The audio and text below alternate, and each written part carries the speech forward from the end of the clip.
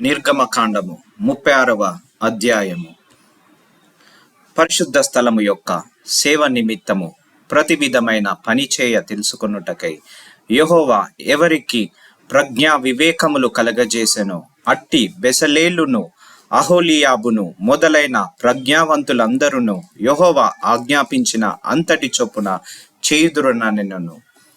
బెసలేలును అహోలి యాబును యెహోవా ఎవరి హృదయములో ప్రజ్ఞ పుట్టించెనో ఆ పని చేయుటకు ఎవని హృదయము వాని రేపెనో వారినందరినీ మోషే పిలిచెను. ఆ పని చేయుటకై వారు పరిశుద్ధ స్థలము యొక్క సేవ కొరకు ఇజ్రాయేలీయుల తెచ్చిన అర్పణములన్నింటినీ మోషే యొద్ద నుండి తీసుకొనిరి. అయినను ఇజ్రాయేలీయులు ఇంకా ప్రతి ఉదయమున మనపూర్వకముగా అర్పణములను అతని యొద్దకు తెచ్చుచుండిరి.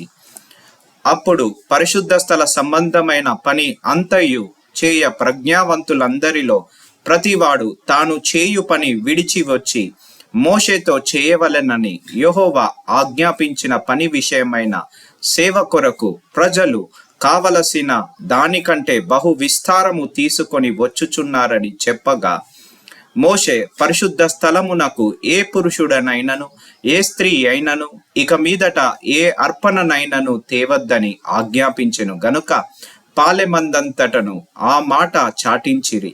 ఆ పని అంతయు చేయునట్లు దాని కొరకు వారు తెచ్చిన సామాగ్రి చాలినది, అది అత్యధికమైనది గనుక ప్రజలు తీసుకొని వచ్చుట మానిరి. ఆ పని చేసిన వారిలో ప్రజ్ఞగల ప్రతివాడును మందిరమును 10 తెరలతో చేసెను.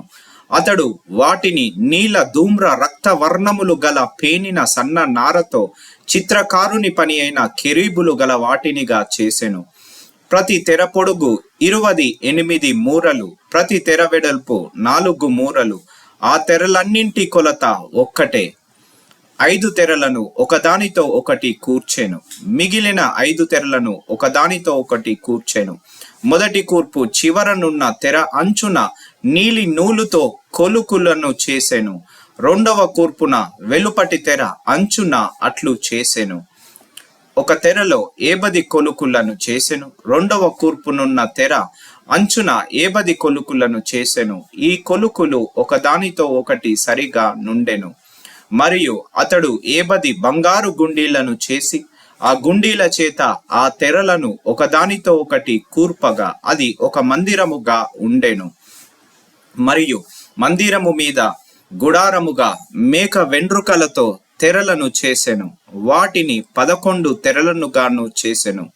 ప్రతి తెర పొడుగు 30 మూరలు, ప్రతి తెర వెడల్పు 4 మూరలు. ఆ 11 తెరల కొలత ఒక్కటే. 5 తెరలను ఒకటిగాను 6 తెరలను ఒకటిగాను కూర్చెను. మొదటి కూర్పు నందలి వెలుపటి తెర అంచున 80 కొలుకులను చేసెను. మరియు రెండవ కూర్పు నందలి వెలుపటి తెర అంచున 80 కొలుకులను చేసెను. ఆ గుడారము ఒకటిగా నుండునట్లు దాన్ని కూర్చుటకు 80 ఇత్తడి గుండీలను చేసెను. మరియు ఎర్ర రంగు వేసిన పొట్టేళ్ల తోళ్లతో గుడారము కొరకు కప్పును, దాని మీదిగా సముద్ర వత్సల తోళ్లతో పైకప్పును చేసెను. మరియు అతడు మందిరమును తుమ్మకర్రతో నిలువు పలకలో చేసెను. పలక పొడుగు 10 మూరలు, పలక వెడల్పు 3 మూరెడున్నర. ప్రతి పలకకు ఒకదానికొకటి సమదూరము గల కుసులు 2 ఉండెను. అట్లు మందిరము యొక్క పలకలన్నింటికి చేసెను. కుడివైపున అనగా దక్షిణ దిక్కున 20 పలకలుండునట్లు మందిరమునకు పలకలు చేసెను. ఒక్కొక్క పలక క్రింద దాన్ని 2 కుసులకు 2 దిమ్మలను, ఆ 20 పలకల క్రింద 40 వెండి దిమ్మలను చేసెను. మందిరము యొక్క రెండవ ప్రక్కకు అనగా ఉత్తర దిక్కున 20 పలకలను, వాటి 40 వెండి దిమ్మలను అనగా ఒక్కొక్క పలక దిమ్మలను, ఒక పలక క్రింద 2 దిమ్మలను చేసెను. పడమటి దిక్కున మందిరము యొక్క వెనుక పక్కను 6 పలకలు చేసెను. 20 వెనుక ప్రక్కను మందిరము యొక్క మూలలకు 2 పలకలను చేసెను. అవి అడుగున కూర్చబడి మొదటి ఉంగరము దాకా ఒకదాని ఒకటి శిఖరమున కూర్చబడినవి. అట్లు 2 మూల 2 పలకలు చేసెను. 8 పలకలుండెను. వాటి వెండి దిమ్మలు 16 దిమ్మలు, ప్రతి పలక క్రింద 2 దిమ్మలుండెను. మరియు అతడు తుమ్మకర్రతో అడ్డుకర్రలను చేసెను. మందిరము యొక్క ఒక ప్రక్క పలకకు 5 అడ్డకర్రలను, మందిరము యొక్క రెండవ పక్క పలకలకు 5 అడ్డకర్రలను, పడమటి వైపున మందిరము యొక్క వెనుక ప్రక్క పలకలకు 5 అడ్డుకర్రలను చేసెను. పలకల మధ్య నుండి నడిమి అడ్డుకర్రను ఈ కొన నుండి ఆ కొన వరకు చేరియుండా చేసెను. ఆ పలకలకు బంగారు రేకులు పొదిగించి వాటి అడ్డకర్రలుండు వాటి ఉంగరములను బంగారుతో చేసి అడ్డకర్రలకు బంగారు రేకులను పొదిగించెను. మరియు అతడు నీల ధూమ్ర రక్త వర్ణములు గల అడ్డతెరను పేనిన సన్ననారతో చేసెను.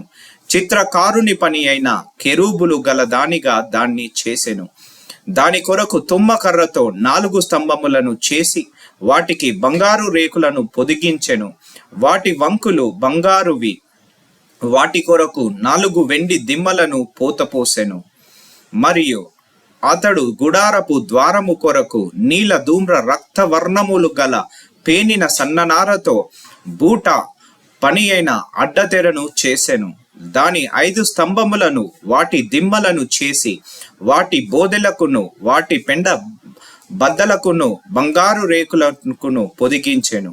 వాటి 5 దిమ్మలు ఇత్తడివి.